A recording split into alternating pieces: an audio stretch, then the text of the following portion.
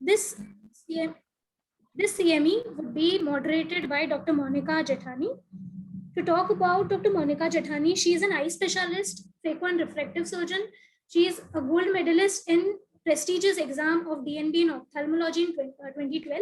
She was awarded best paper in all Gujarati Ophthalmological Society meeting in 2010. She received the best video by a young ophthalmologist in Moscow at Goa in 2015. She got the best paper in all Gujarati Ophthalmological Society again in 2015. She has been invited as a guest faculty at various state, national, and international conferences. More than 100 times, she has published research paper in Index Journal. She has conducted various instruction courses at all India. Ophthalmological Society meetings in last few years. She has organized various conferences at state and national level. Currently, she is director of the eye clinic at Vasna Road. So welcome, Dr. Monica. And today's speaker, I would like to also welcome today's speaker, Dr. Ankit Singhania, Dr. Ishan Acharya, Dr. Yash Patel, Dr. Santosh Rajagandhi, and Dr. Manoj Singh. Welcome you all to this scientific session. And I hand over the session to Dr. Monica Jethani to start the talk. Thank you so much, Shivani. And first of all, today is Doctor's Day. We all are warriors, doctors, warriors. So firstly, I would like to wish all the doctors present here and all those who have joined us for this wonderful webinar a very, very happy Doctor's Day. And we all know that we are going through this pandemic of corona, and now not a new thing, it was already there, but it has come in vogue, which is mucormycosis. And as we all know, it's a multi-speciality problem. And that is why, being an ophthalmologist, we took an initiative that we have to involve the multi-speciality doctors so that everyone gets a overview of what the problem is. Taking any further delay, I would like to invite Dr. Ankit Singhania for his talk. He is a very, very famous ENT surgeon. Most of us know him, but just to brief you all, Dr. Ankit Singhania has been trained in Australia and worked with renowned nasal endoscopic surgeon, Professor Walmode, in endoscopic sinus surgeries. He has operated more than 3,000 cases of transnasal endoscopic surgeries in last 15 years. So, I mean, he has a huge experience, including advanced face and skull-based surgeries. He is also a visiting faculty at Vietnam Medical Center. He has worked in different medical colleges as professor and international faculty, and he is an visiting ENT surgeon in various countries. So it's our pleasure to have you, Ankit sir. Thank you for accepting the invite, and I hand over to you for your talk. Ankit sir, please unmute. Ankit sir, please unmute. Now it's okay? Yes, perfect. Thank you very much, Dr. Monica, for inviting me for this talk, and good afternoon all. So firstly, this is the pandemic. For the last 3 months, we are just talking about the mucormycosis. But as all the speakers and they already know the basics of mucormycosis. In mucormycosis is basically only a fungal disease that has been existing since long, but it is a very rare thing. In the past history, it was known as zygomycetes. So we would be able to, we had this treatment also available, as amphotericin B was also available for this treatment. But in the post-COVID, suddenly there is also been epidemic that has been started in India. And what we are seeing, the post-COVID, there got this infection or fungal infection of this black fungus, or we can say mucormycosis. The fungus is mucor. So what happens? Firstly, it affects only the first maxillary part, the maxilla, and then it then extends into the pterygoid plates, then into the ophthalm, then into the jaw. So what we have seen, the patient is presented with where the initially phases, it is only that we have got the facial swelling, or even before that, patient comes with the left and the facial hemifacial pain. mostly on the right side or the left side. It could be on the left, but like we have seen from the data or the clinical experience, a lot many patients after seeing 50 to 60 patients, so they have got the pain is mainly on the left side. There is no etiology or there is no any scientific this is all, but there is a left side pain is very common, but is always on the hemi side. And secondly, it presents with the facial pain and then with the swelling over mild swelling over this maxillary region and infraorbital region. So what we do, first we screen the patient with the symptom of nasal obstruction, nasal discharge, there is a headache, there is a pain. So clinically you are just below that, you can diagnose that there is something wrong with that. And this fungus could be inside the maxillary sinus. And it is also involving the skin. So slowly now we go for other diagnostic. We to go for nasal endoscopy. The nasal endoscopy, if there is any discharge is there any crusting is there, we take a stain or we take a scraping from that.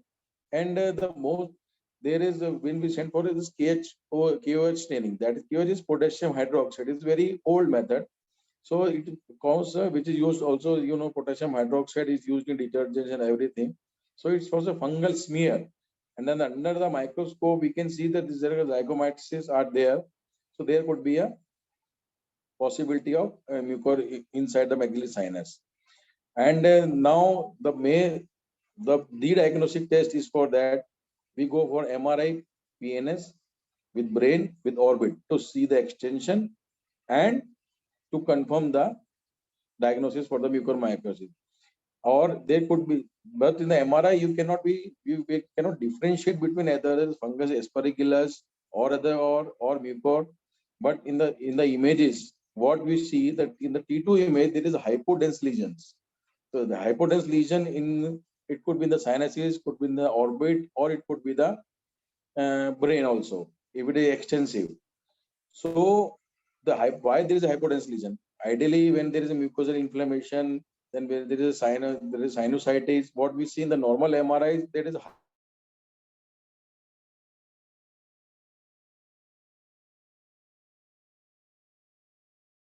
so the mild necrosis is there.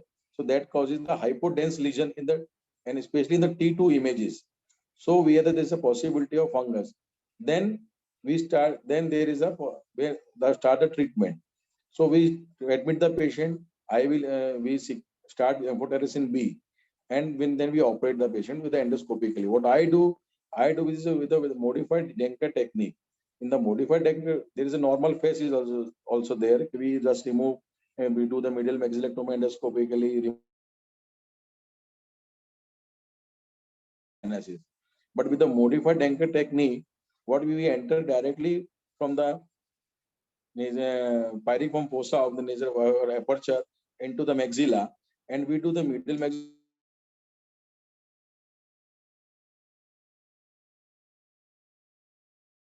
We don't put any other incision. So with the modified Denker technique, we remove all the medial wall of maxilla, anterior wall of maxilla, and then we have got the vision of all pterygoid plates or the sphenopalatine region, and also into the infratemporal fossa. If at all there are fungus, just we have to remove it. So after removing all the fungus and some people, they also give the wash of amphotericin B.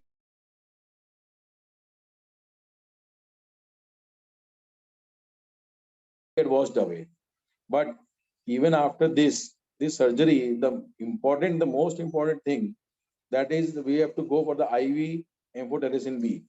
And as all of you know, there was a very much, as it is a very rare medicine and rare disease. So there was a very lack of supply of this medicine, of this injection.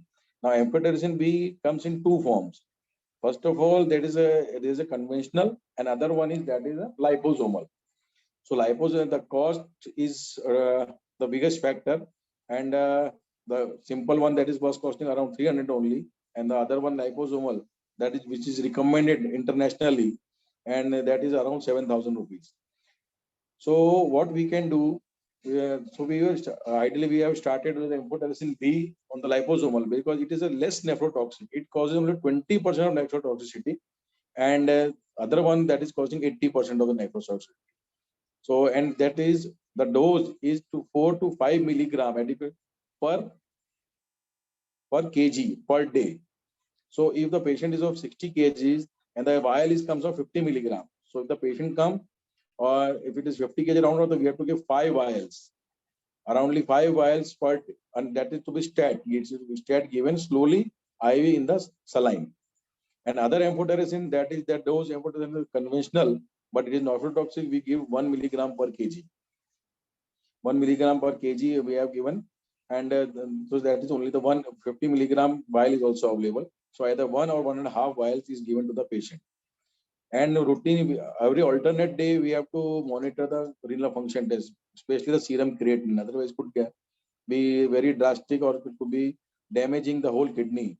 So as long as under the nephrologist supervision, on the physician supervision, now we are just controlling the dose of amphotericin. Either it is liposomal or it is plus the general condition of the patient should be done.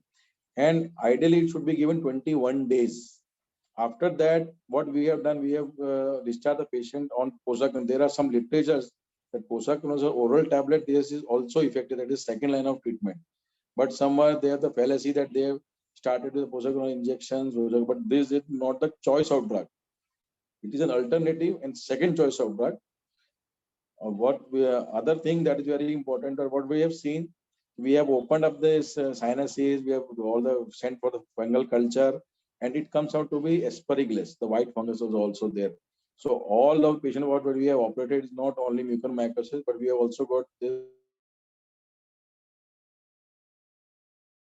What we are in the combination with the ophthalmologists are doing.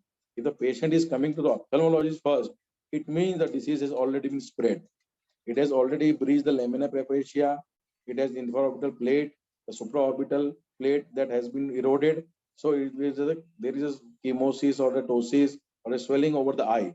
So there is a very late stage. So we need an expert ophthalmologist opinion plus their help to, after doing all these surgeries, face or clearing out the eyeball. All this eyeball has to be removed in many cases. Otherwise, sometimes it was happening without the ophthalmologist. We have cleared the pus or the fungus from the infraorbital region also without removing the eyeball. But as the patient comes from many village part or the periphery part, so they are in the. Thirdly, we also involved the facial surgeon, because second stage, the ophthalm is usually the third stage. Second stage, the palate is involved. So we have to remove, and it is usually unilateral. So we have to do a hemipalectomy are done, and after the prostheses are given. So this wall, what we say, this mucormycosis is a very aggressive and fulminant disease, and that has to be treated with all the combination of ophthalmologist, ENT surgeon, and oral surgeon. So, and proper 21 days of amphotericin B is required to get the all disease cleared. Thank you very much. And if any questions are there. Thank you so much, Ankit sir. Thank you for the wonderful information. One thing I would like to share, जैसा आपने बोला ना, you are finding the symptoms to be more on the left side. Coincidentally, even what I would like to have an opinion of Dr. Ishan sir also. When I am seeing my patients, the redness, the congestion, the viral infection is more on the left side. In fact, from 2-3 days, I was also thinking, what is the predisposition towards left side? But I have not seen 1, 2, I have seen hundreds of patients since the time this COVID had started. The redness and the congestion is on the left side. I think you and me won't be able to justify the answer why it is there, but definitely it is a finding. Ishan sir, if you can add anything? No, I have not seen any predilection in my cases, limited cases I have seen. But of course, it is clinical basically finding. And so, but we cannot explain that finding. Yeah. So that's okay, fine. And I was not telling about the COVID or the mucormycosis. It is general redness and congestion which is present. Na? The patients, they are coming with general redness and congestion, but it is predominantly on the left side. Anyways, to move further, Ankit sir, I would like to have just one question with you, that what are the warning signs that any patient should see and visit you? I mean, you have given us a detailed explanation about everything. I just wanted to know, like, what are the warning signs like stuffy nose or loss of smell or anything of that sort? It is typically starts with the hemifacial pain. That is the first symptom. The second symptom is always a swelling over the maxillary region, or there is a jaw pain.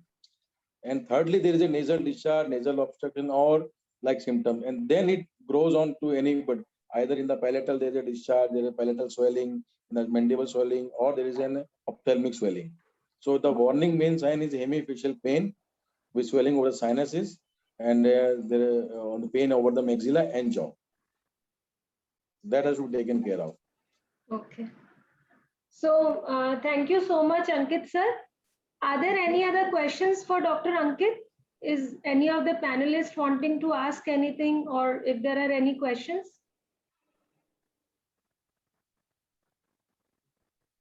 Okay. So thank you, Ankit sir. Thank you, ma'am. So now we move on to Dr. Ishan Acharya for his talk on eye manifestations on mucormycosis. He is one of the best oculoplasty surgeon I have ever met. He is my teacher. He is my mentor. He is such a great teacher that you would feel like taking up oculoplasty. He has mentored me like anything. I am a refractive surgeon, but I still kind of, owe a lot to him. Whatever I know in oculoplasty is all because of Dr. Ishan. He is very down to earth. He will not give me a big CV for me to read out, but then he is a commendable oculoplasty surgeon. So that is what I would like to say, and over to you, Dr. Ishan sir. Thank you very much, Dr. Monica, for those nice words and having me here on this webinar. Dr. Ankit has introduced the mucormycosis very well. Okay, fine. So my topic is eye manifestations of mucormycosis. See, usually I used to see pre-COVID time, I used to see cases of mucormycosis once or twice a year, and which were usually subacute, means they used to develop over the period of 7 to 10 days or something like that. But in COVID and post-COVID era, we see those cases as an acute presentation, and within a couple of days or even hours also, and they worsen also very fast. As far as eye manifestations are concerned, early in these epidemics, we saw many patients with eye manifestations like any congestion, proptosis, ptosis, periocular edema. But as the awareness was created and patients also became aware, and also doctors, because earlier very high degree of suspicion was required to come to the clinical diagnosis of mucormycosis. But in this COVID and post-COVID era, it is the first choice when a patient comes to us with some eye complaint, like Dr. Monica also said that. So as in the later period of this epidemic of mucormycosis, we saw the manifestation in the eye little in less severity, and the numbers of patients decreased with typical eye symptoms or signs. But still, these clinical features can be divided into these 5 groups, which can be an isolated presentation of eye. So first is orbital cellulitis. Patient can present with central retinal artery occlusion only, and there is no sign. I mean, patient can present with just loss of vision within 24 hours or so. Patient can present with endophthalmitis, can present with isolated infraorbital anesthesia and no signs at all or no symptoms at all of eye as such. and even facial nerve palsy or paresis. So these are the 5 isolated clinical manifestation which can occur in mucormycosis. So orbital cellulitis typically presents with proptosis, ptosis, periocular edema, erythema, or necrosis of the surrounding skin, chemosis and congestion, ophthalmoplegia. It can be total ophthalmoplegia also, or it can be ophthalmoparesis. Now, when you see a patient with this proptosis, the signs of inflammation is more than the proptosis. So it is more of inflammatory signs which are there, or features which are there, like congestion, chemosis, dilated vessels, and periocular erythema than proptosis. And I would like to say one thing: it is very, very hard to retropulse the eyeball inside the orbit. Now, when you compare, if it is unilateral involvement, and if you compare the retropulsion of the eyeball, you just press it like this, the other normal eyeball will be so soft and easy to retropulse the globe in the orbit, whereas these eyeballs are very, very hard to retropulse in the orbit. So this is orbital cellulitis type presentation. Like this patient developed within 24 hours, you can see the periocular edema, cheek edema, and see the amount of chemosis and congestion. So he had a almost significantly 2 quadrant of inflammation involvement in the medial and inferior quadrant, and also see the diffuse other quadrants also, fat stranding is also there. So this is like fulminant orbital cellulitis type picture. Now this patient also had involvement, but it is only this palatal involvement, and see mild congestion here, and you can see edema here, but still no as such any frank proptosis or chemosis, but you can differentiate between the redness, very color difference between the 2 eyes. Motility was almost normal, but only is periedema and this, but of course there was palate ulcer also in that patient. So this is mild cellulitis like picture we can say. Now this patient presented with only ptosis and some amount of restriction in the medial gaze, which the photograph is not there, and you can see the involvement in the supromedial quadrant around above the medial rectus muscle. All right. Here also you can see that involvement. And here you can see in the third lowermost slide of the MRI, you can see the involvement and reaching going up to the apex, and there is a central area of necrosis also, irregular area of necrosis, right, surrounding hyper dense area and enhancing areas, and then in between is non-contrast enhancing, loss of enhancement. So that is suggestive of necrosis. This patient, again, a very young female, 30 years old, presented to me with loss of vision and orbital cellulitis like picture. You can see the diffuse involvement, especially the superior and medial quadrant. And finally, she underwent exenteration. Again, this patient with CRAO, you can see that patient has CRAO. Pupil is almost semi-dilated. It was non-reacting to light. The light has been thrown, but still pupil is semi-dilated only. So he had CRAO. Again, orbital cellulitis like picture, diffuse involvement post-COVID. So she was discharged. After 1 month, he presented with such presentation, orbital cellulitis like picture. Bilateral involvement, you can see that both eyes in this patient with skin necrosis. Central retinal artery occlusion, like this patient had again central retinal artery occlusion. You cannot say that any differences there in the eye. Unless you examine very meticulously, you may find some amount of fullness in the superior orbital quadrant compared to the left eye.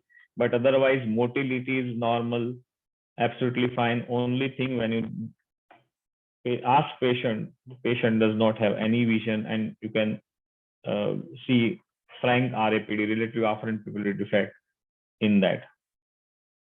Patient can present with endophthalmitis also, one of the exenerated patients by E. You can see the report, branching filament fungal hyphae infiltrating the anterior and posterior chamber contents. So fungal endophthalmitis also, when nowadays patient with fungal endophthalmitis give you a COVID history, you have to look for the fungal etiology, especially mucor. This patient, young female, 35-year-old, absolutely nothing. You can see all direction of gaze is normal, and she presented with left infraorbital anesthesia only. On MRI, she had inferior intraorbital canal involvement with left maxillary sinus mucosal thickening and involvement in this canal. You can see the inflammation here. So again, infraorbital anesthesia. Facial nerve palsy or paresis also can be of presentation, which is because of, mainly it is partial, basically not a complete facial nerve palsy or something like that, because of a tweak of the orbicularis to the orbicularis may get involved while the maxillary sinus has been spread through the transseptal spread.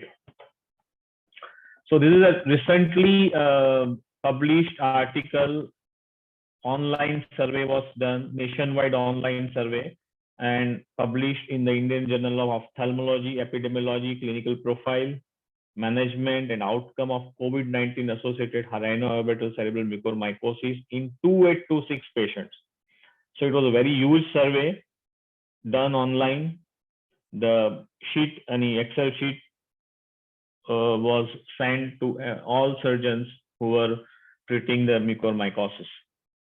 And they had a very interesting finding that orbital facial pain or headache was primary symptom in 23% of the patients, and facial edema in 21% of the patients. So this was, I told you, this was early survey, any early patients who were the data of early patients were given, and that's why you find that 23% of the patient and 21% of the patient had orbital facial pain or orbital facial edema as a primary symptom. And ptosis were present in 11%, loss of vision in 19%, nasal block in only 9%. But if you see, after some awareness was created, if you see those cases, you may find that nasal block was the primary symptom of the patient. Again, primary signs were periocular facial edema, 33%, loss of vision in 21%, and others were nasal discharge, proptosis, and ptosis. Others included epistaxis and other things, but periocular edema and loss of vision remained any primary sign.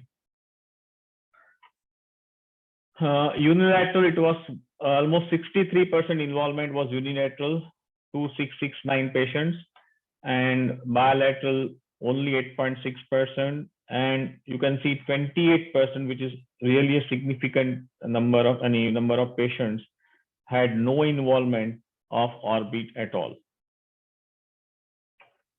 Radiologically, if you see, the most common involvement is of medial and inferior quadrant also, but there is they see 12% only. So combining together 37, 12, almost 50% involvement was of the medial and inferior quadrant, right? Sorry, 26%. 37% was diffuse, and 26 and 12, so almost 40% were involvement was of medial and inferior quadrant, and 37, almost similar percentage, diffuse involvement, because it was early. Any patient used to present little late or fulminantly. And they also proposed a classification of staging. I would not like to read each and every word, but they have proposed to stage the disease in 4 stages, and there are sub-stages also. One can go and read. It is a freely available article. Now, how does the fungus spread, especially to the orbit and brain? So in orbit, there are, you can see the roots are like and when they spread to ethmoids, it is mainly through lamina papyracea, but it's not direct involvement of the bone in per se. It is mainly the anterior ethmoidal and posterior ethmoidal vessels foramina, because when I did exenteration, these vessels were found to be necrosed. So there was no bleeding when you cut the vessels.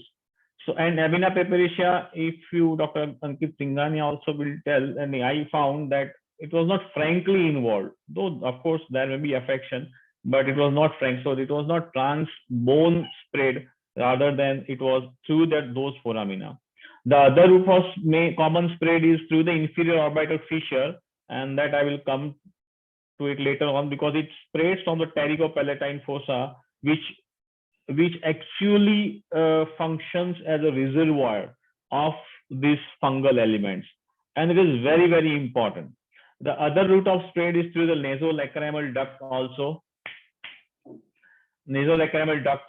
and superior orbital fissure is through the superior orbital fissure, and it may come retrograde from the pterygopalatine fossa. The fungus may go first to the brain through the foramen rotundum and foramen ovale, and then it involves the cavernous sinus, and then it comes to the orbit, something like that, from the apex. So there may be a retrograde spread. I have seen patients like that.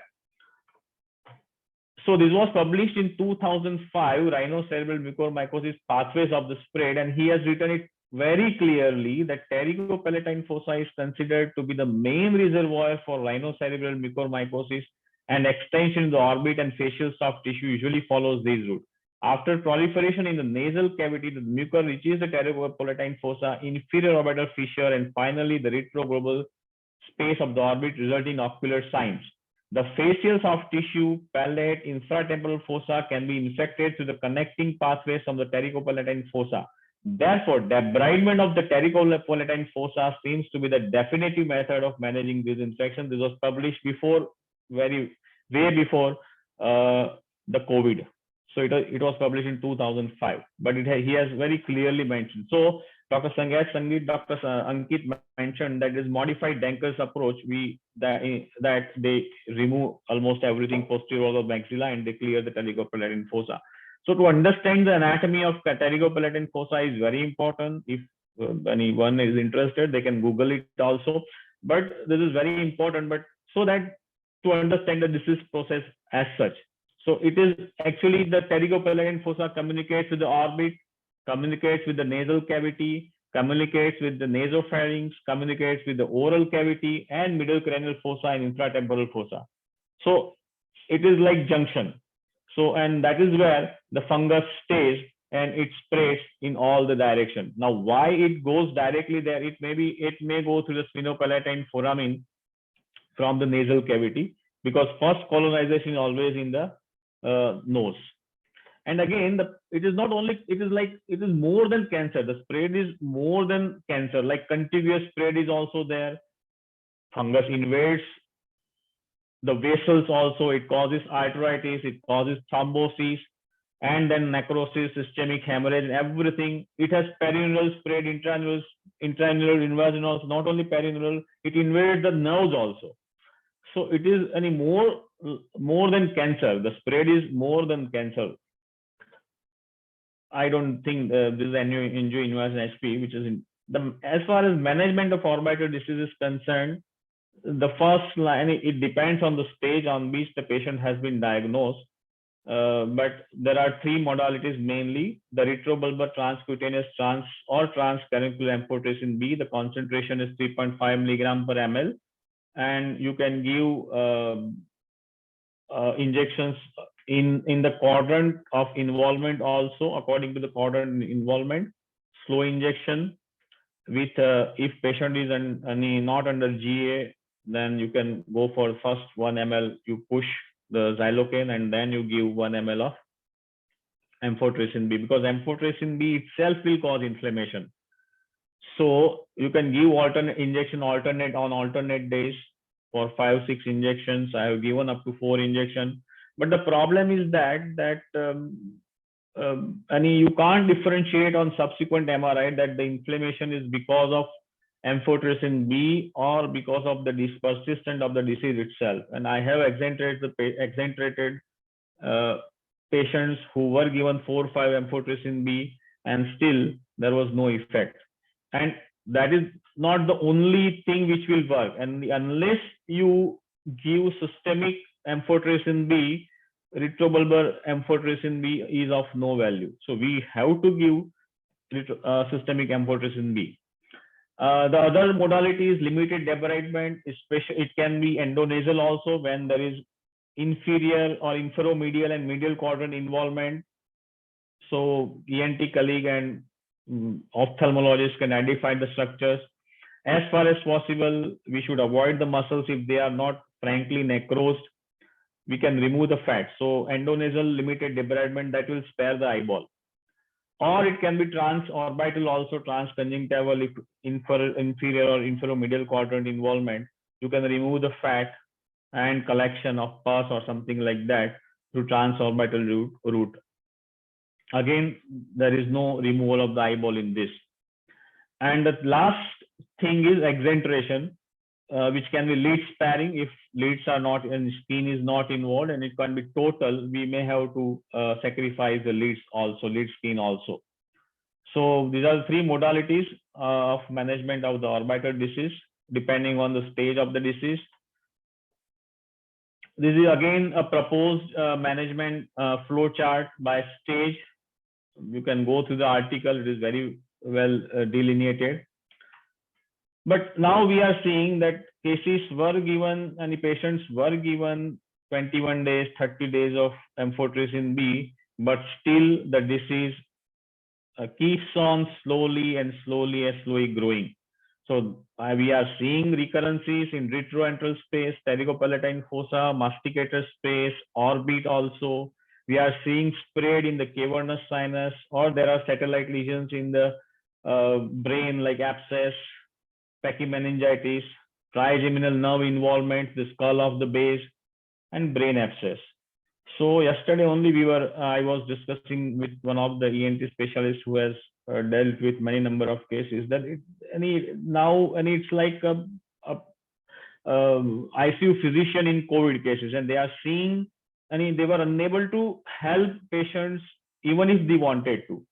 So like ENT surgeons also, they are finding it difficult to manage because recurrent surgeries you require once you again it requires subsequent MRIs for follow-up every 10 to 15 days. If you find again there is persistent disease, again surgery, again under GA, you have to continue the systemic amphotericin B also along with that.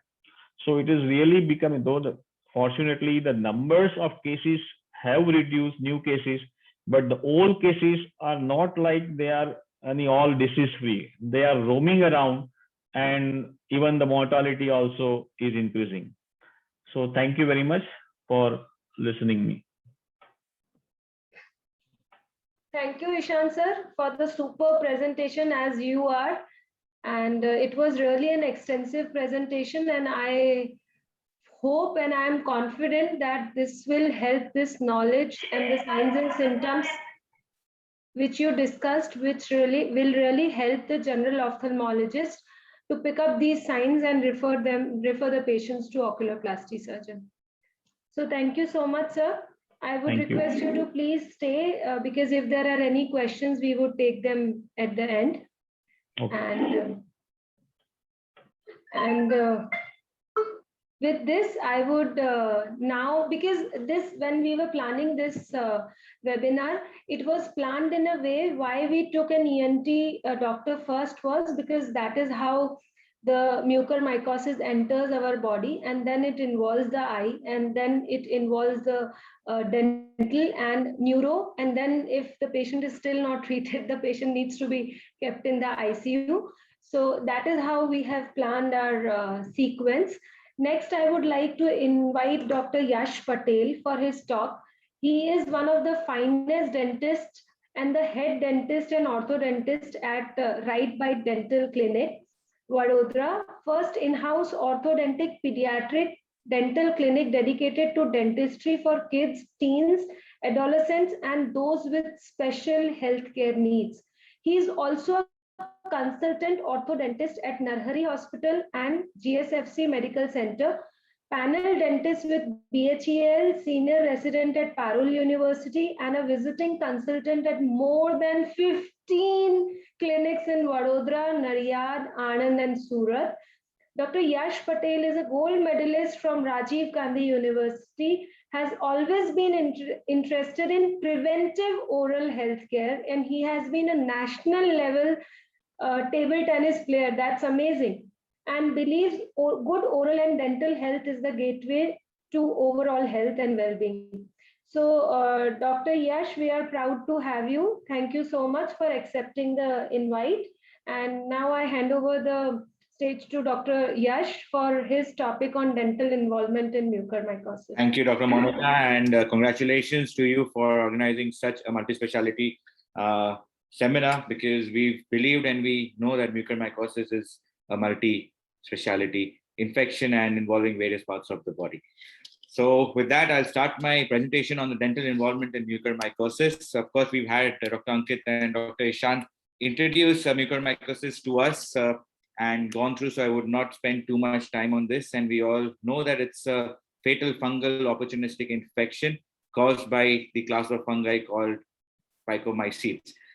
These fungi are, of course, very ubiquitous and they're present all around us, but becomes of special importance to us, especially in immunocompromised patients, either due to diabetic conditions or they've been post-steroid therapy or cytotoxic therapy. And especially most recently, we have seen that in post-COVID recovered patients or COVID-19 patients. So that's why mucormycosis is becoming increasingly important and should become part of our differential diagnosis whenever a patient is reporting to us with an impaired immune system, with a maybe unilateral or a bilateral spreading cellulitis, sinusitis with a palatal ulcer. So the risk factors, I would not again take up too much time, but we believe and we know that it's usually the immunocompromised patients, either post-cancer due to the therapies, or diabetic patients, and especially currently during the long hospitalizations with oxygen therapy. So these which we call them as mucors or the mucormycete molds, are present all around us, either in leaves, piles of compost, soil, the rotting wood, and they're broadly classified into two types, which is the sinus exposure or the cutaneous exposure. So the sinus exposure, of course, happens when we are going to inhale the affected mold spores, and the cutaneous exposure could be through a skin cut or any burns. It's also important to understand that since this mucor is available all around us, it does not affect all of us, and that's why those with an weakened immune system are at the highest risks. So the signs and symptoms, the most often, why this is important is they are most often overlooked. The sinus symptoms, especially because they present with cough, fever, headaches, nasal congestion, and sinus pain, which is overlooked as just a normal symptom. And the skin infections are also equally important and sometimes overlooked at the site of trauma or post recent surgery. So it's important to look at the most important symptom, which is a blackened skin tissue due to the black fungus or mucormycosis. Any blisters, fever, a redness, the swelling around the eye is shown by a few images shown by Dr. Ishan, and any tenderness and ulcers in the oral cavity. So the areas most affected rarely is the CNS, the eyes, the face, which presents with the local pain on the cheekbone, a one-sided facial pain as discussed, the numbness or swelling, the lungs, the pleural effusion, there is a worsening of the respiratory symptoms, and there is sinusitis, a nasal blockage, congestion, and nasal discharge, particularly a blackish or bloody nasal discharge, is characteristic of the mucormycosis infection. When we look further into the oral cavity, there's a toothache or a loosening of teeth, which is not accompanied with any particular decay or cavitation. There's a jaw involvement, most often the palate, which is the maxillary bone, and there is blackish discoloration over the roof of the palate. So let's quickly jump into the oral manifestations, which is a topic of interest right now for me. The oral mucormycosis was first described by Paltov way back in 1885. And in the past 2 decades, particularly, we've seen an increased frequency and more so in the last 1 year. So this is probably an uncommon disease, but has been present in history, and in the last year, and particularly in the last couple of months, we've seen more cases being reported in literature.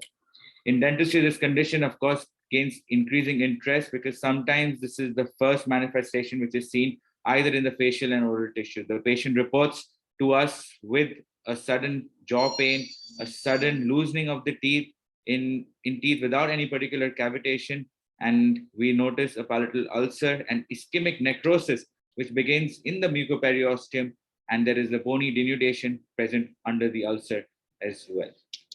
The palate, of course, has the most common findings, but it is not uncommon to see the ulcers spread also to the gums, the lips, the alveolar ridges, the cheek, the tongue, and sometimes even the lower jaw. So we've already heard the mechanism of how this spreads. Dr. Ishan has amazingly explained us through the diagrams that how this spreads. And once it enters into the bloodstream, it starts penetrating into the arterial walls, causing the damage and the intravascular thrombosis, infarction, and tissue necrosis, leading to cell death as well. So this is one case which was reported in the pre-COVID era, if we can say, a unilateral, again, a left side of the palate on the lateral walls. This showed a brownish black ulceration, sudden tooth mobility without any carious or decayed teeth. And this is a characteristic finding specifically in mucormycosis with no underlying dental issues. So this is the first sign. And now with the increasing cases, I think this becomes the first, probably our first choice of differential diagnosis when the underlying dental problems are not present. There will, of course, be a unilateral facial cellulitis, facial swelling, and soon enough, it spreads to the orbital region as well. Broadly classified, of course, we've heard about the rhinocerebral. So there are 4 types broadly classified, but the most common is the rhinocerebral type, which reports as more than 1/3 or half of all the cases reported in literature. The pulmonary, the gastrointestinal, and the disseminated types.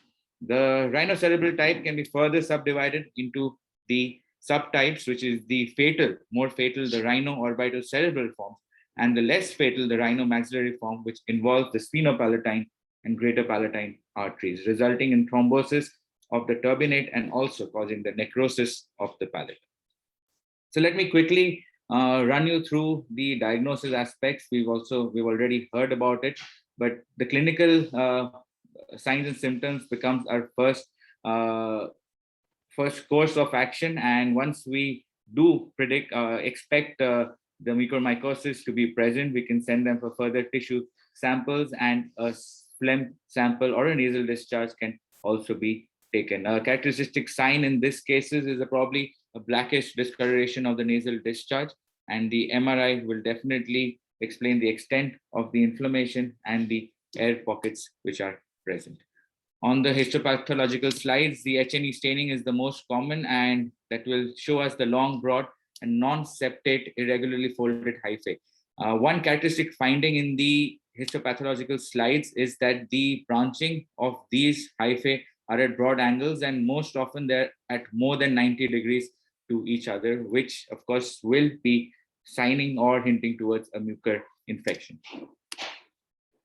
It's another case, a similar case with a previously treated root canal treated tooth showing a lateral wall and brownish ulceration on the lateral wall. But again, as you notice, it's just accompanied with one tooth, and the remaining portion is in an edentulous jaw. This again, as you can see on the MRIs, there is an air-filled cavity in the left maxillary sinus, and there's inflammatory lesions even in the nasal cavity and the ethmoidal sinuses as well. So can these mucormycosis develop into other conditions? Yes, we've seen that this is multifactorial and multi-speciality. So it spreads very, very, very rapidly. And when left untreated, it can, of course, spread to the lungs or to the brain and can cause a brain infection, paralysis, pneumonia, seizures, and sometimes death as well. So when we look at the dental aspect of treatment, the first step in treatment, of course, is IV antifungals and having surgical debridement of the underlying ulceration, because there is a lot of bony denudation as well. So a complete surgical removal of the infected tissue has to be done to prevent the further spread of the infection. Once the patient responds well to this, we can move ahead with the oral medications, so amphotericin B, posaconazole, and isavuconazole, as explained already by Dr. Ankit and Dr. Ishan. So this is the same case where there was ulceration in the left roof of the palate. We had to go ahead with the entire extraction of all the teeth. There was hemimaxillectomy done and then replaced with an obturator or a prosthesis to allow the swallowing and eating and normal function of the patient. So is it possible to prevent the spread of the mucormycosis infection is probably most of the questions that we receive from our general population. Of course, it's possible to prevent it. So self-care measures are the best way to prevent this type of infections. Specifically, those with a weakened immune system should be advised to keep themselves safe outdoors. Wearing a mask, of course, is the norm right now. And any outdoor activities, specifically if you're doing any field work, you are advised to bandage up all your wounds and wear a glove if possible. And you must take extra precautions during the summer and autumn months when there is an increased amount of fungi in the environment. So how is or what is the prognosis of mucormycosis? Chances for mucormycosis, of course, depends greatly on the early diagnosis and treatment. And that's why it's becoming increasingly important to, when in doubt, always consider that there could be an underlying fungal infection. And the early diagnosis, the early administration of the right treatment can improve the chances of prognosis and prevent death. However, we know that mucormycosis is relatively rare. So to be on the safe side, you should always evaluate any suspected form of infection to rule out such serious underlying causes as well. So when in doubt, always consider mucormycosis as a differential diagnosis when correlated clinical findings are present, and refer for an opinion, because I believe that the team approach would probably work best. And whenever in doubt, definitely refer for a second opinion so that we can confirm the early diagnosis of mucormycosis. So with that, thank you so much, everyone. And thank you so much for the patient hearing. Thank you, and over to you, Dr. Monica. Thank you, Dr. Yash. It was a super informative presentation. I hope the attendees must have gained some knowledge out of what Dr. Yash presented. So now I would move on to Dr. Santosh, and I take immense pleasure in introducing Dr. Santosh because he was my classmate in MBBS.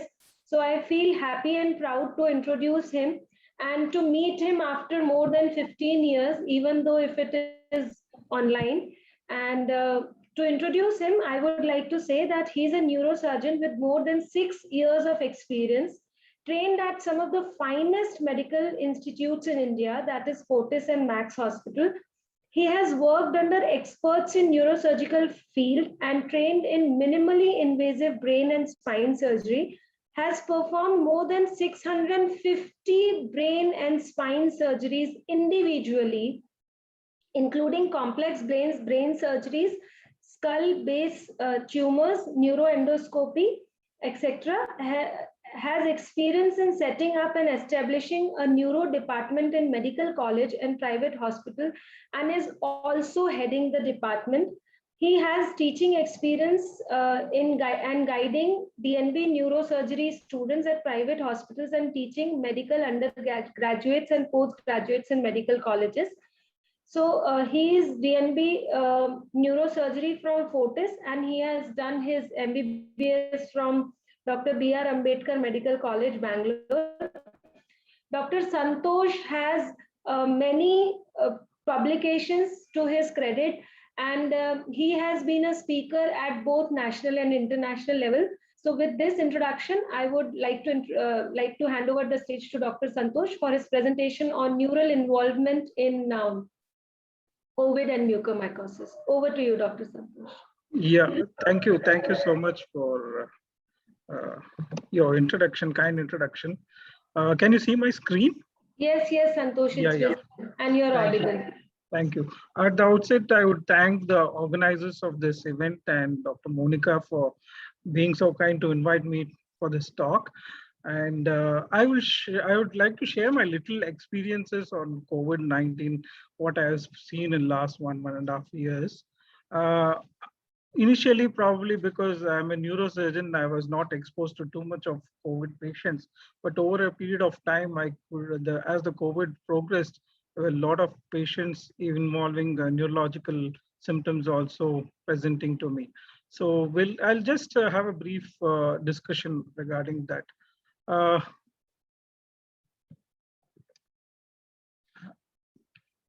Today being a Doctor's Day, I wish you all a happy Doctor's Day to all my friends and colleagues.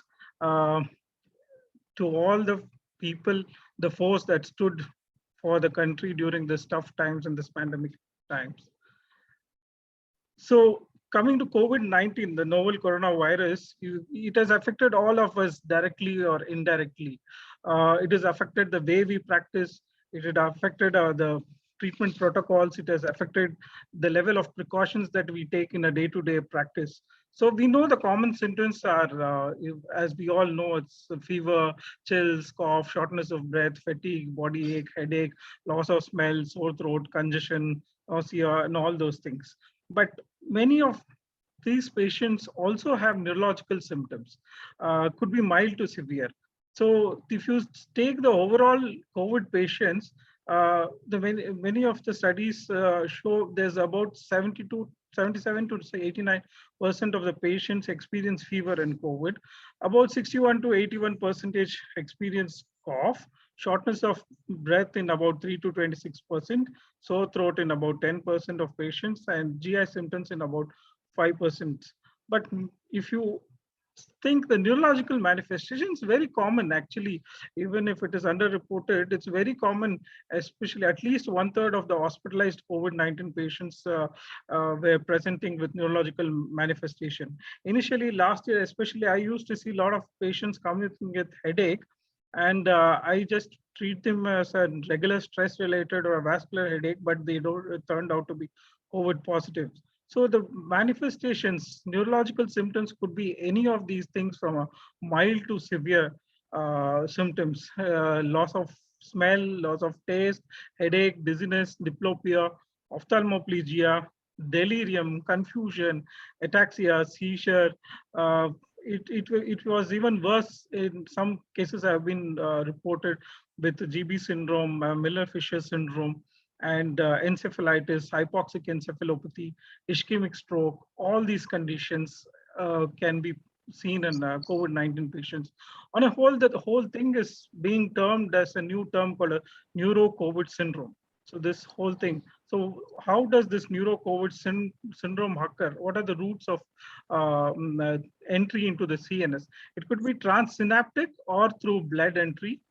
It enters the CNS, which can have a direct injury to the brain, causing infection to the brain with viral encephalitis or acute necrotizing encephalopathy, acute disseminated encephalopathy, or even endotheliitis leading to stroke. There can be an indirect viral injury, which may be due to a COVID-19 condition where they can have a prothrombic state, which can lead to stroke. The chronic hypoxia, which is common in COVID, can lead to hypoxic encephalopathy, and also systemic or intrathecal inflammation, like what we see in cytokine storm, can lead to also injury to the CNS. So it's the same thing explained again. The underlying mechanisms could be a neuroinflammation, as we see in cytokine storm, dysregulated blood pressure due to changes in the blood pressure due to the chronic ICU stay and the COVID, and hypoxia, which is very common, and the thrombotic complications causing stroke. And also a direct neurotropic pathways of SARS-CoV-2, which directly goes through perineural transmission through olfactory bulb, or via blood circulation through the blood, or lymphatic, or even the cerebrospinal fluid. All these will have such manifestation in the brain and CNS. So of the neurological symptoms, what is common is about 17% of the patients experience dizziness. Headache is also very common. but some papers have reported about 6 to 13% and some have up to 82% of patients presenting, COVID patients presenting with headache. Altered mentation, meningitis and meningoencephalitis is common. Stroke is very common. So many of the patients whom I used to see, they used to present with stroke, then turned out to be COVID positive. So stroke is very common due to the prothrombotic state of the COVID-19. Seizure and neuroimmunological disorders like symptoms which is similar to what we call as acute transverse myelitis. I've seen patients like that presenting with acute paralysis. We treat it as a transverse myelitis, but they turn out to be COVID positive also. Movement disorders also, we are seeing some of the patients who have Parkinson's-like symptoms. So it is very early to say that all these are related to COVID itself, or it is related to other factors in the brain and comorbidities associated. Peripheral nervous system patient can have like your loss of smell and taste with the cranial nerves involved, or a GBS-like syndrome where they have a flaccid paralysis. Some of the patients present also have reported to have Miller-Fisher syndrome, facial diplegia, polyneuritis crania. So all these symptoms are also been reported in a patient with COVID-19. Muscle involvement is the fatigue and myalgia is very common. Some patients have also had rhabdomyolysis. Their CPK levels are high. Neuromuscular junction, they can present in critical illness neuropathy, or they can present as critical illness myopathy also. 1 or 2 cases of post-COVID myasthenia has also been reported. These are the variety of symptoms what you find in our COVID-19 situation.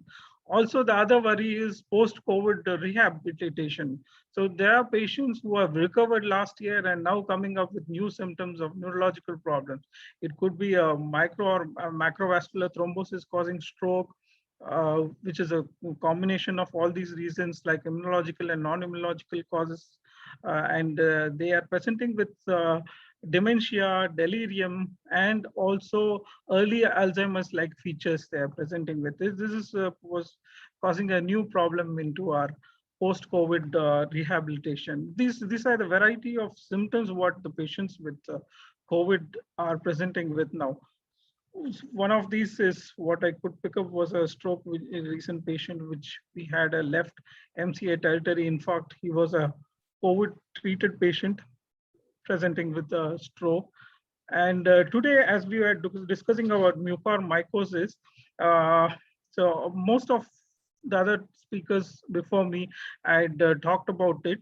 So I thought to cut short the mucormycosis part and talk more about the COVID-related neurological symptoms. That's the reason it was more of a neurological manifestations of COVID-19, which I was talking about. Coming to mucormycosis, yes, we all know, and it has been talked before my talk also, it's a potentially lethal angio-invasive fungal infection. It is predisposed by diabetes mellitus, corticosteroids, and immunosuppressive drugs, and organ transplant malignancies, stem cell transplantation, hematological malignancies, all these things. So the problem is the increasing incidence of rhino-orbitocerebral mucormycosis in the setting of COVID-19 is becoming a matter of concern. Now, although it is getting slightly better. The classification, we had other speakers giving us a classification. The simpler form of a classification was given by Rupa et al. So we can divide it into stage 1, stage 2, and stage 3. Stage 1 of mucormycosis involves a rhino-orbital cerebral mucormycosis, involves the nose and paranasal sinuses alone. Stage 2, apart from paranasal sinus, it also includes the immediate surgically resectable, minimally morbid area like orbit, that is extracornal, palatal, and oral cavity. Stage 3 is intracranial extension, that is extradural, intracerebral, or partially resectable extension into the pterygopalatine fossa, cavernous sinus, cheek, and periorbital region. This is simpler classification, but the actual proposed classification is this. So the cerebral involvement is usually in stage 3 and stage 4. Orbital involvement is usually in stage 3 and sometimes in stage 2. So what are the symptoms? As we have already discussed, nasal stuffiness, foul smelling, small smell, epistaxis, the discharge, which is foul smelling, and mucoid purulent, blood tinged or black sometimes, nasal mucosal erythema, inflammation, eyelid periocular edema or facial edema, periocular and facial discoloration, regional pain involving the orbit or paranasal sinus or a dental pain, facial pain, worsening of headache, proptosis, sudden loss of vision, facial paresthesia, sudden ptosis, ocular mobility restrictions causing diplopia, facial palsy, fever, altered sensorium. All these can be a symptom of a mucormycosis. We have discussed that. How do you approach it? Rapid diagnostic method include mainly biopsy, KOH mount and calcofluor stain can be done. Mucor is difficult to culture routinely, so biopsy remains the mainstay of the diagnosis. So what we do, the treatment principles mainly are antifungals, surgical debridement, reversal of the underlying predisposing factors. That is whatever, if the diabetes is not under control, control it, or if there is immunosuppressive drugs, we'll have to modify it. So you have to reverse the underlying predisposing factor, and also adjuvant therapy at times may be given. Amphotericin B has been the standard of treatment for invasive mucormycosis. COVID-19 patients may have developed acute or chronic renal failure due to this. So we use a lesser nephrotoxic, that is lyophilized liposomal amphotericin B. Fossaconazole or isavuconazole can be used for treatment. Adjuvant therapy with capsofungin, statins, aspirin, hyperbaric oxygen may be considered, because there are no clear protocols for this right now. Mucormycosis, which needs to be actively managed by the team, which includes all this speakers department.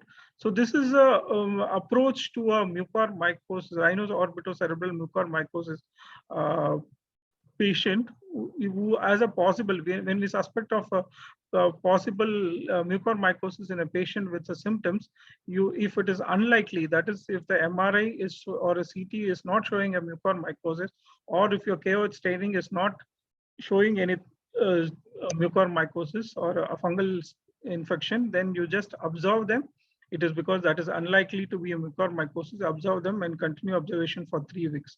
Sometimes it may be probable because the MRI and CT may be showing, but histopathologically it may be negative, or the stain may be negative.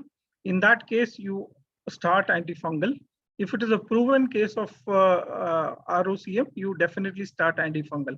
Antifungal is preferably you give liposomal amphotericin B, which is about 5 to 10 mg per kg per body weight for a day initially.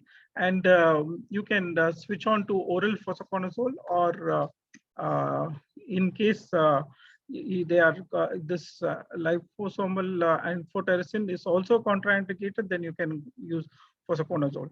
When you switch over to oral fossaconazole after 4 weeks of treatment, you can change it to fossaconazole to 300 mg BD. Okay. So some of the cases which I would like to share. This is a patient who is 58 years old male, is a school teacher. He was 2 weeks recovered from COVID. And he presented to us with sudden loss of vision in his right eye. After that, after he came to the hospital, his right-sided orbit and face started paining severely. He was in a very bad state. He had a severe pain. So we had sent him for an MRI scan. MRI showed, first we got a CT scan done. CT definitely showed fungal sinusitis like picture in the nasal paranasal sinus and also extending into the right orbit. Then we got an MRI done. MRI was showing the maxillary sinus involved, the orbit is involved, mainly the extracornal region and intracornal region were involved in the right orbit, and also a frontal sinus, there was an involvement. So we got this done, and unfortunately, we had problems in those days. This was initial days, few months back, when we had problem in getting amphotericin. So this patient did not get amphotericin. He was struggling to get, so we couldn't start amphotericin immediately. Although he was admitted, we suspected this mucormycosis. We could not start immediately. So there was a delay of probably 2 days of starting amphotericin B. The next day he was planned for a surgery. Before the surgery morning, even he started complaining of blurring of vision is in his left eye. The opposite eye also was getting involved. The right eye was completely gone. There was no light perception also, and it was a painful eye. So next day morning, he had left eye vision involvement, but light perception was there. And also he had a right-sided facial pain and a right-sided facial nerve palsy. So he had a severe facial pain and a severe facial palsy. So unfortunately, the amphotericin, this was the involvement of orbital floor and in the orbit right side. So unfortunately, there was a delay in giving amphotericin, so we had to start him on fluconazole IV. So we had to operate him. We did a right-sided maxillectomy. Right side complete maxillectomy, also accentration of the orbit with the sparing of the eyelid. And we had to explore the parotid region also, where there was a severe involvement of the disease into the parotid region where the facial nerve was involved. So we have to separate the facial nerve also. So after that, we on the opposite side, that is the left eye, we did a partial or a minimal maxillectomy with orbital decompression on the left eye, and we had to leave him like that. So post-operatively was doing good, means the left eye vision was good. It had improved, and actually the right eye was not that good, but the next day he had worsened neurologically because he had other systemic problems. So we had to do tracheostomy and put him on antifungals. And we continued with amphotericin. He had because we did not get liposomal amphotericin, we had to put him on amphotericin B. So he had renal failure. Then he had problems with that, and he was stayed in ICU for a long time. And finally he succumbed because of delay in starting our antifungals. So there's another patient.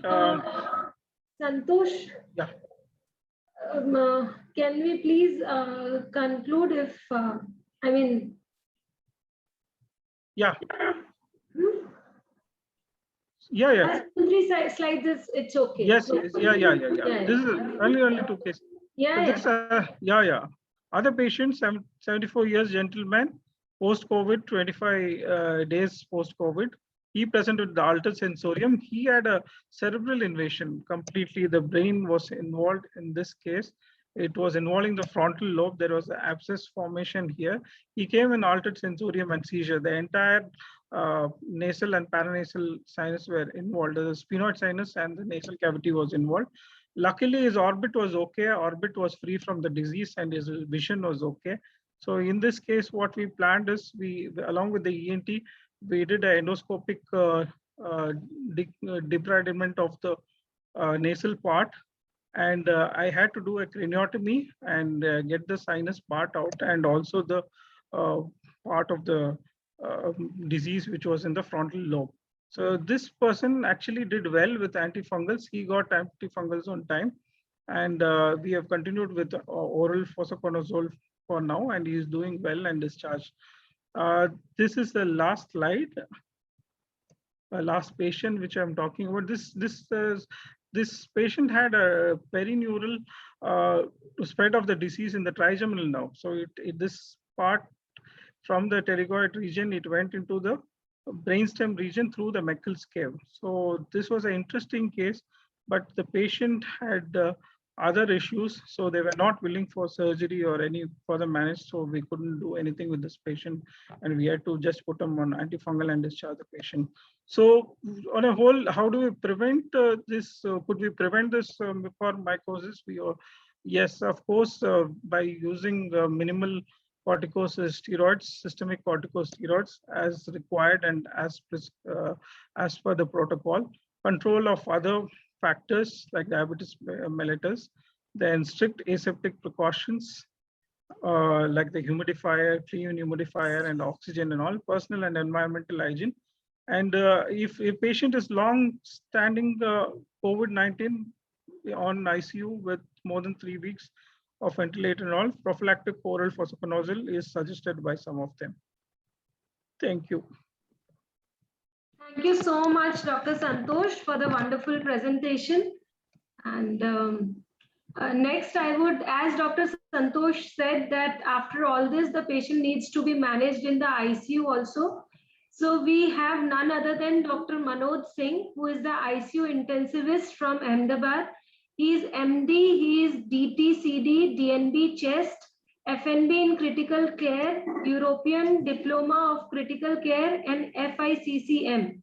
He is associated with Regional Faculty, American Heart Association. He is consultant chest and critical care and also consultant at Apollo Hospitals International Limited. He is critical care teacher. He is the awardee of Times India Health Icon Award 2018 and also 2021 in chest critical care. He is right now the director of Shevam Center of Chest Medicine and Rehabilitation. So with this, I hand over to Dr. Manoj Singh for his presentation on mucormycosis in ICU management. Thank you, Dr. Monica. It's a privilege and honor to deliver a talk on ICU management of mucormycosis. Most of the things have been discussed by the previous speaker. So I'll just brush through the slides, and it will be a good idea to have questions in terms of what technical difficulty all our surgical and medical colleagues who are actually present today in the audience face, or is there any diagnostic and therapeutic challenge or dilemma which they have, which I can address in this at the end of my talk. So traditional thought process before COVID-19 to a clinician is I have never seen such patients. Bacterial infections are my major issue. Our COVID patients, whatever good they are from home or hospital, they generally never will have this COVID. Mostly all my Candida are colonizers. Immunocompromised patients generally are not my cup of tea. We have hardly seen any blood cultures positive. Newer diagnostic methods are difficult to understand, and patients don't die of fungal infection. So these are all traditional thought process. So these are big myths in medicine. So welcome to the royal black fungus from our Indian soil. So we all know there are so many risk factors which have been taken by the previous speakers, especially the most important risk factor which has been highlighted in COVID-19 treatment was the source of the inhalational therapy, the nebulizers, oxygens, more of prone positioning, the sanitization process in a closed COVID area, the pillows, the mattresses, all have been questioned about carrying the spores of this Rhizopus fungus. So these are the two epidemiological differences between mucormycotina and that second strain where you can still have the rhizomucor. And there are one thing which you as surgeon should know, that the microbiology should be able to differentiate which kind of mucor the patient has.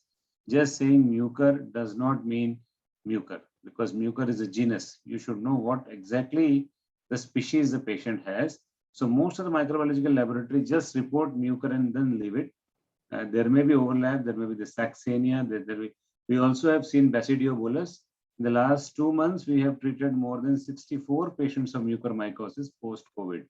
And all of them had COVID, not getting it from our hospital. So that generally signifies a very strong infection control in our hospital. None of our patients, more than 2,000 admitted in Apollo, have got mucor till now. So wherever the mucor is coming from, it is directly projecting to one's patient's own hygiene and hospital's infection control policies. Now into detail, so many where body organs can be involved. We have even seen patients with GI mucor currently. I'm not going to detail of this epidemiological slides. I have a case, but I think with lack of time, I'll just be very short and sweet. There was a patient who had COVID-19 pneumonia. He got better for the first time. He had this uncontrolled diabetes mellitus, and he had complained of itching of nose, visited an ENT surgeon. Crapping was suggestive of a gram-positive cocci. So the patient and doctor were happy. The chapter was closed. Again, 10 to 15 days later, after taking an antibiotic course of Ceftum, the patient came back with nasal blockage, nasal discharge, and now for the first time he developed swelling in the eye. So what I'm trying to tell you is we probably missed some timelines. As you see, this was his initial MRI, and now this was a subsequent MRI within 2 weeks' time. So all our colleagues can appreciate the development of new onset sinusitis, or maybe the ones which was previously there actually worsened up. So this was the case. Then he underwent the FES, and it was suggestive of Rhizopus species here, as you can see here. He was started on liposomal amphotericin B, but the problem was within a week, he developed renal dysfunction. So my topic today given by Dr. Monica is basically how to manage such patients. So remember, none of you as surgical colleagues should manage this patient individually. It should be a team-based approach, and giving a drug does not increase the creatinine, even if it is a simple amphotericin B, not even liposomal. We have given patients simple amphotericin B for more than 45 days for many patients with mucor, and they haven't developed any issues related to kidney dysfunction. So it is not the drug which is nephrotoxic, remember, it is basically the carrier which is nephrotoxic. It is the patient's own dynamics, sugar control, patient's own hydration, patient's own non-mucor related medical factors which make them predisposed to development of acute kidney injury. So this patient, because within a week his creatinine jumped up to 3.3, he was switched to oral posaconazole treatment. So that is where he had a second hit. First hit was he was diagnosed 2 weeks down the line. The third was within a week, he developed high creatinine. He was switched to an oral therapy. And then during this time, he used to have daily fevers on posaconazole for 4 to 5 hours with severe rigors. And then he started developing hypoxia. So his CT was suggestive of basically reverse halo sign, which is a classic of fungal sinusitis. I can show you the CT scan. Some of you can appreciate a CT lung. If you see, that was his first CT, which was pretty normal, as you can see. Now he's developing a sinusitis. Following that, he's developing a very, very bad inhalation. So this is classic mucor, as you see. This was mucor in the lungs. So his mucor spread from the rhinosinusitis. Little bit of orbital bone was involved, and the lung was involved. So he was shifted under our care in a pretty bad shape. And remember, here also, we started on amphotericin B. So 10 liters of oxygen with 3.3 creatinine, he was shifted to us. And immediately we started him on liposomal amphotericin B and broad spectrum antibiotic. We did it again fast because that is what I'm trying to highlight to our all surgical colleagues. And debridement was done. And again, it was suggestive of the Rhizopus species. And he was managed with liposomal amphotericin B. His creatinine, in spite of jumping from 3.2 to 5, it came down to 1 within a week. So remember, infection is more nephrotoxic than any drug. Treat the diabetes, treat ketosis, treat his euvolemia. Most of the patients who are on mucormycosis, they are actually mouth breathers because the nose is packed by our surgical colleagues, or they are not able to take adequate breath from the nose. They're mouth breathers. They're really dehydrated and for days together. And that is the reason of high creatinine. It is not the drug which actually causes this. So he got better, and now he's back to Dubai. He was from Dubai, actually just came here because his father was ill and he had COVID-19. He came to see him. So we treated him with 4 weeks of liposomal amphotericin B and 3 more weeks of oral posaconazole, and now he's completely stable. Every week he underwent a FES because that is what we do.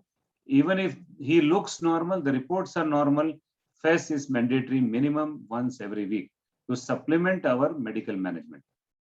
So the principles are the same as discussed by the previous speaker: early diagnosis, reversal of underlying predisposing factors, surgical debridement, and prompt antifungal therapy. Clinical suspicion in trauma and at risk now is COVID patients. The radiology can be CT or an MR. The diagnosis always radioclinical. Tissues are always to be sent for culture and histopathology, never sent only for histopathology. So you should tell your nursing attendants or the OT nurse to always take the specimen in saline, never in formalin. This PCR is under process. It's available in the West, but in India, it is a part of the trial, the PCR for mucormycosis. So if you diagnose it early, you will treat it early. There are many studies. There's a very landmark study which just shows that treatment initiated within 5 days of mucormycosis versus treatment initiated more than or equal to 6 days after diagnosis had so much impact on survival, as you can see here. The morbidity and mortality in our country is because of delay of treatment, because of delay of diagnosis. So discrimination between zygomycosis and aspergillosis is again a key. We have, among the 64 patients, we had 5 patients who had mixed infection. One had aspergillosis coming first and then zygomycosis prevailing, and one had both zygomycosis and aspergillosis coming together. One had initial zygomycosis, then later on aspergillosis. So we had 4 or 5 patients who had mixed infection. So remember, you should know your enemy well, and whenever you subject patients to OT every week, always make it a point to send a culture. Histopathology after initial diagnosis has no role to be repeated. In general, antifungal therapy for mucormycosis should be continued till the resolution of clinical signs and symptoms, or there is a resolution or stabilization of residual radiographic signs, and there is a resolution of underlying immune suppression. These are the drugs which all of you should know that are worked and taken for mucor. These are the areas where they work. The first are the amphotericin, which are a cell-formed cell wall agent.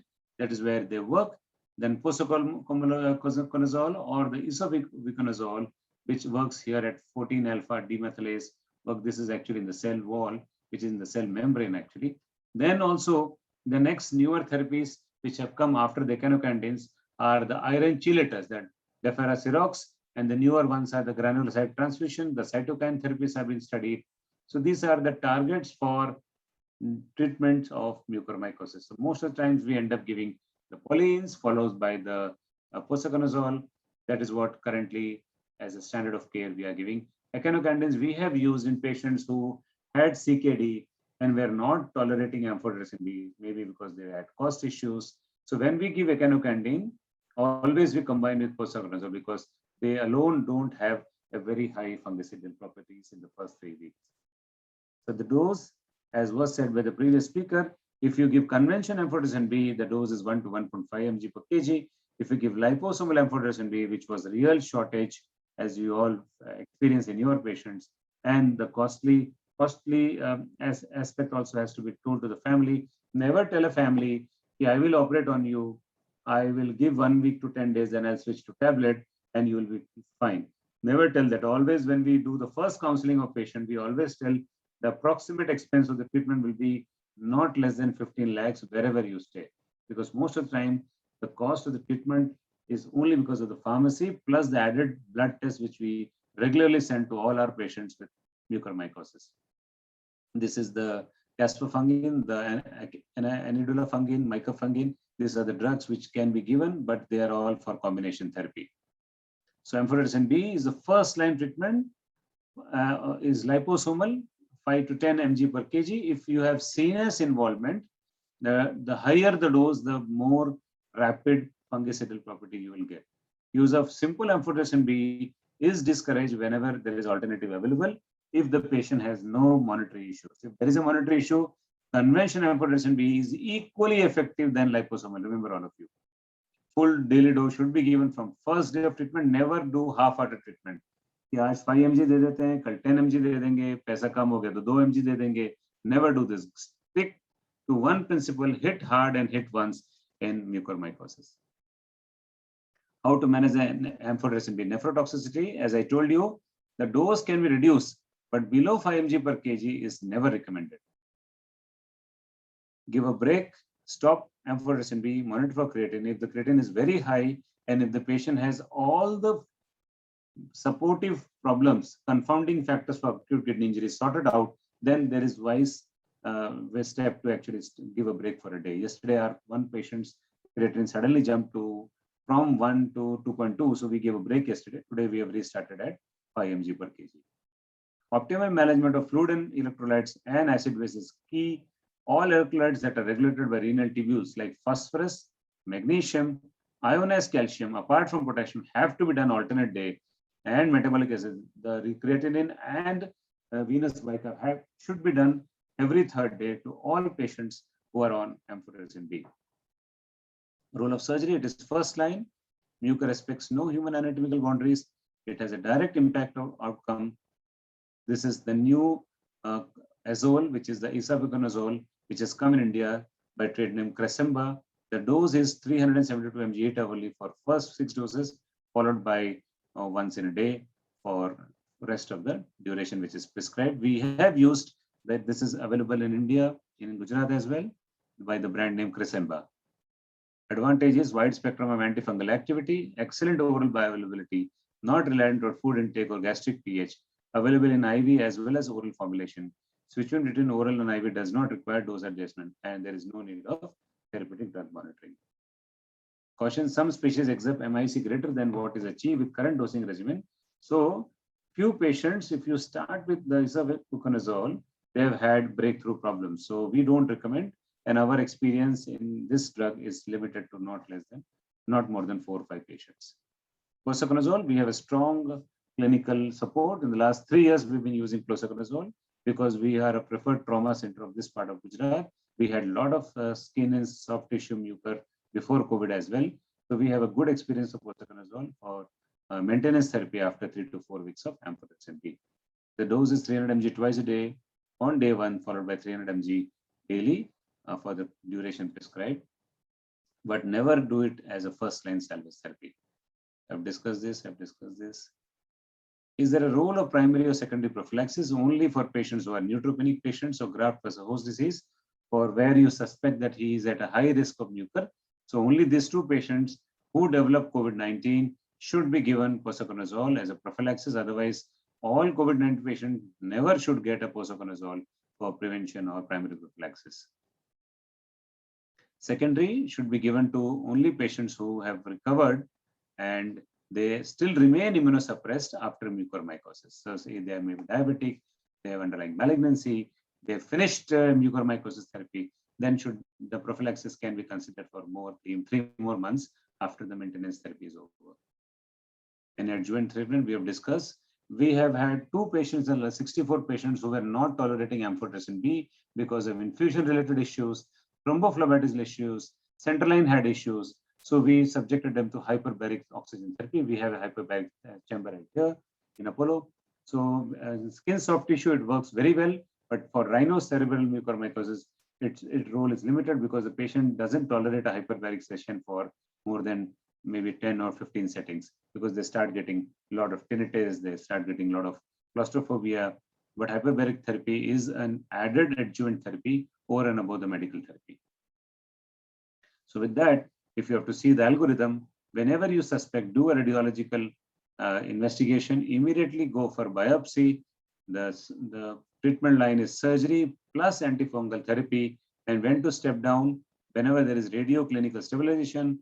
We don't have a PCR, but when we get PCR, negative PCR, maybe one of the times when we can switch down to oral therapies. And to switch down, you can use the isavuconazole or the posaconazole, any one of them.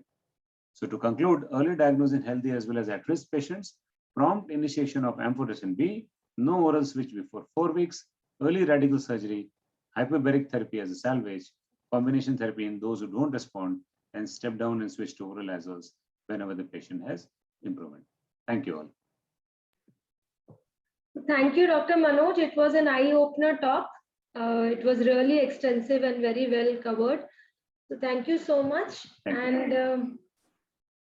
Now I think the floor is open to all the panelists first, because, you know, if all the multi-specialists, if they want to discuss something in between, so we are open for that.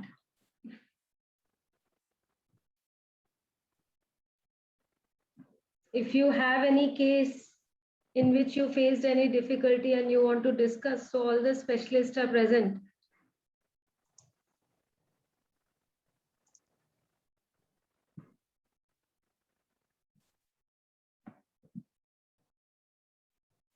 So if there are no further discussions and no further questions, we can conclude the session. And I hand over to Alembic team. Thank you all. Thank you to all the speakers. Yeah, thank you all the speakers. Thank you so much. It was a very informative session, and Thank you. I guess everyone must have learned something out of this session. So thank you all the doctors, and wish you a very happy Doctor's Day. Thank you. Thank you. And special thanks to Dr. Monica Jethani, ma'am, who has taken a very nice initiative in such a great occasion, that is on the occasion of Doctor's Day. As in between the program, we were getting continuous messages from the doctors that most of the doctors were asking about the recording of the programs, and they told that they could not able to join because of the peak hours of the OPDs and their pre-planned surgeries. But they really wanted to join this program. So we have got continuous messages from the doctor that if we will provide them the recording of this program, so that could be very nice for them. And even doctors were also telling special thanks to Monica madam for conducting this event.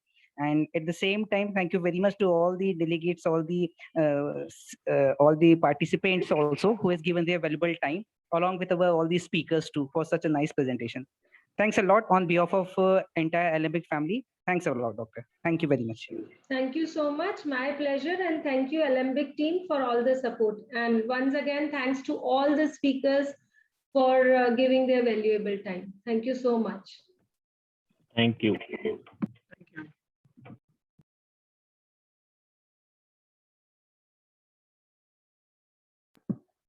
So bye-bye, we can leave.